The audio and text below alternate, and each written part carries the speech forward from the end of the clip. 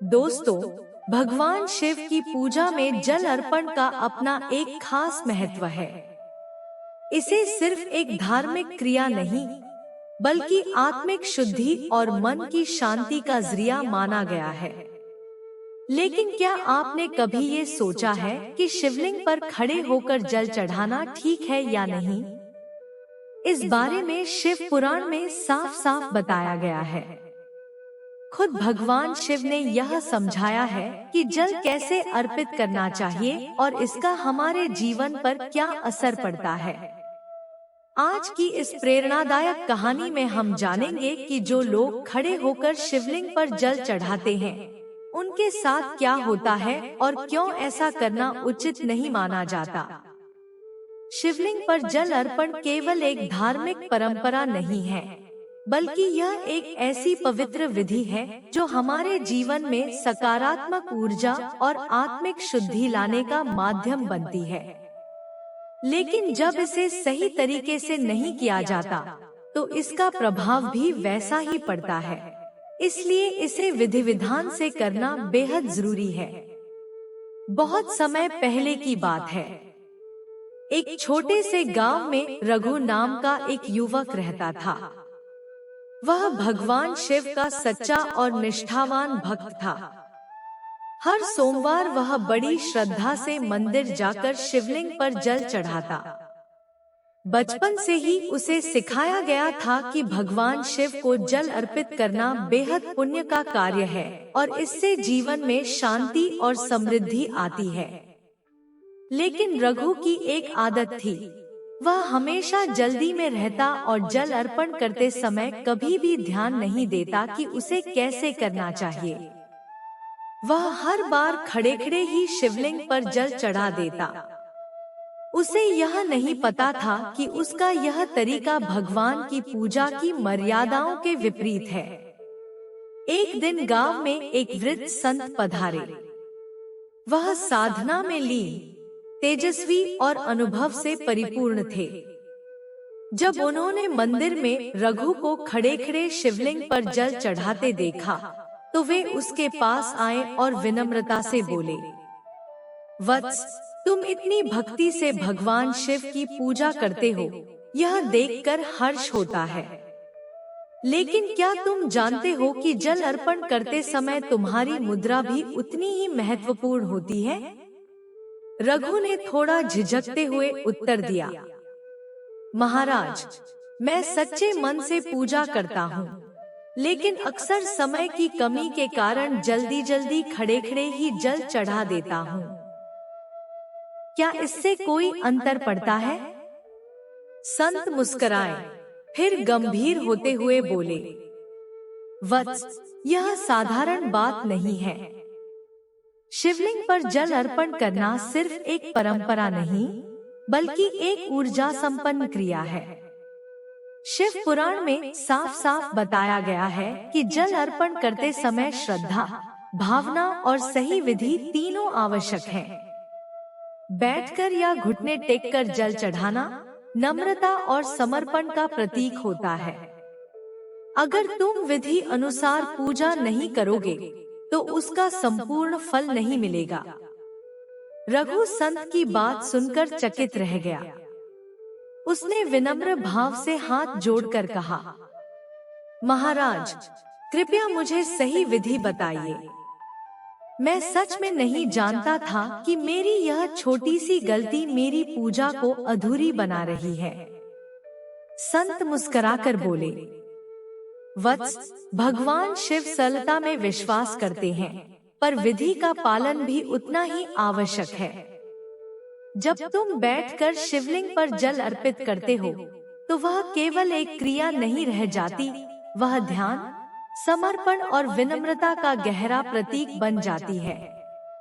वे आगे समझाने लगे, बैठकर पूजा करने का अर्थ है कि तुम पूरी श्रद्धा से भगवान के चरणों में उपस्थित हो। यह तुम्हारे अहंकार के विसर्जन और भक्ति के शुद्ध रूप को दर्शाता है। ऐसे में तुम्हारा मन स्थिर रहता है, सांसों की गति संतुलित होती है और तुम्हारे चारों ओर सकारात्मक ऊर्जा का प्रवाह होने लगता है।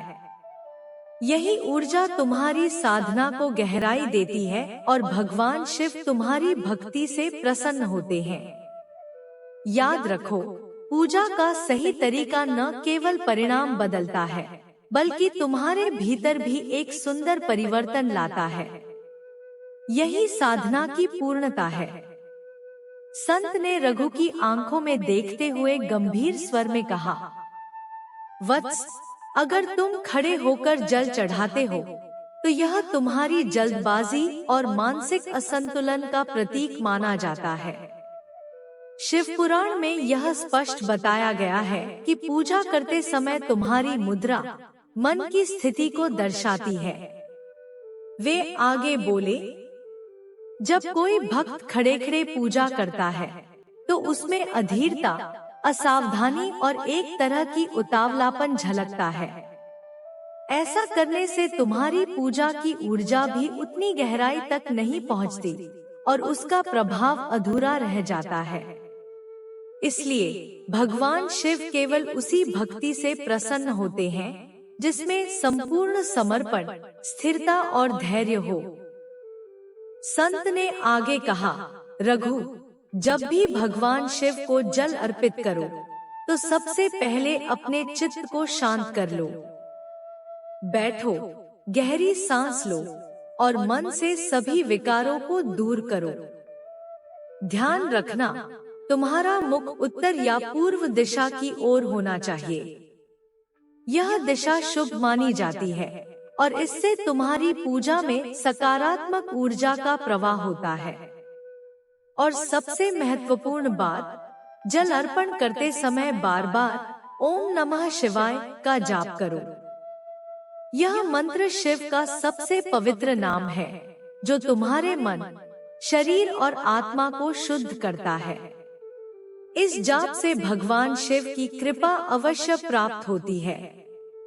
संत ने रघु से कहा, याद रखो, भगवान शिव सच्ची भावना और सही विधि से की गई पूजा से ही प्रसन्न होते हैं। बैठकर शांत चित्त से और सही दिशा में मुख करके जल अर्पण करने से तुम्हारी साधना पूरी होती है। जब तुम श्रद्धा से ओम नमः शिवाय का जाप करते हुए जल चढ़ाओगे तो भगवान शिव स्वयं तुम्हारी हर प्रार्थना सुनेंगे और तुम्हारे जीवन में सुख, शांति और समृद्धि का आशीर्वाद देंगे। संत की शिक्षा सुनने के बाद रघु ने निश्चय किया कि वह अब से भगवान शिव की पूजा पूरी श्रद्धा और सही विधि से करेगा। अगले सोमवार रघु सुबह उठकर स्नान कर शुद्ध वस्त्र पहनकर मंदिर गया। वह उत्तर दिशा की ओर मुख करके बैठ गया और सच्चे मन से ओम नमः शिवाय का जाप करते हुए शिवलिंग पर जल चढ़ाने लगा। पूरे मन से की गई इस पूजा से रघु को अद्भुत शांति और सकारात्मक ऊर्जा का अनुभव हुआ। रात्रि की निस्तब्धता में रघु को एक दिव्य स्वप्न आया। उसने देखा कि भगवान शिव प्रकट हुए हैं, शांत, करुणामय और तेजस्वी।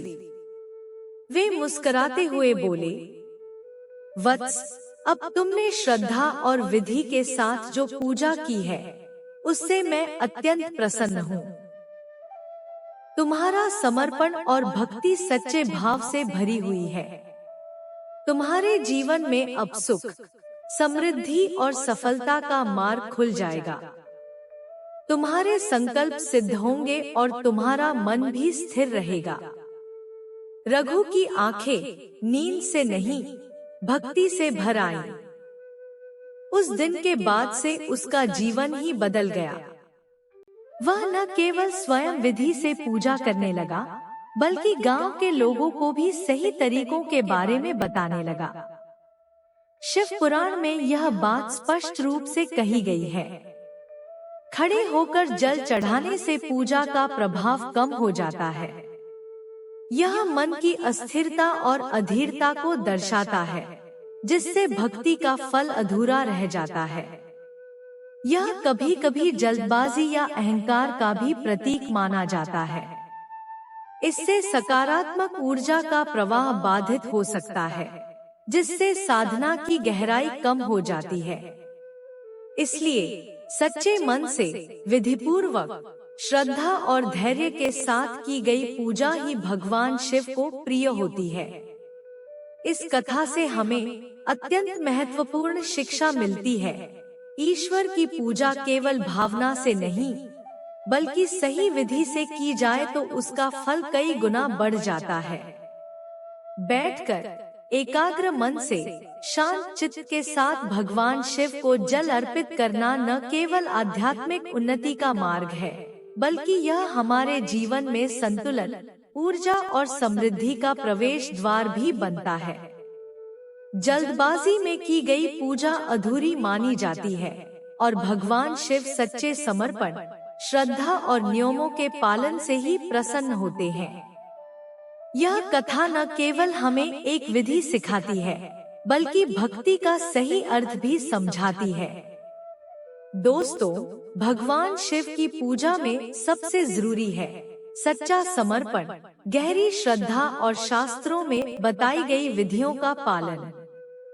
जब आप शांत चित्त से बैठकर पूरी भावना के साथ शिवलिंग पर जल अर्पित करते हैं, तो आपकी भक्ति न केवल स्वीकार होती है, बल्कि भगवान शिव की कृपा से जीवन में सुख, शांति और समृद्धि का मार्ग भी खुल जाता है। यदि आपको यह प्रेरणादायक कथा और शिव पुराण की सीख उपयोगी लगी हो, तो इस वीडियो को लाइक करें, शेयर करें और हमारे चैनल सुन लो कहानियाँ को सब्सक्राइब करना ना भूलें। ओम नमः शिवाय। धन्यवाद।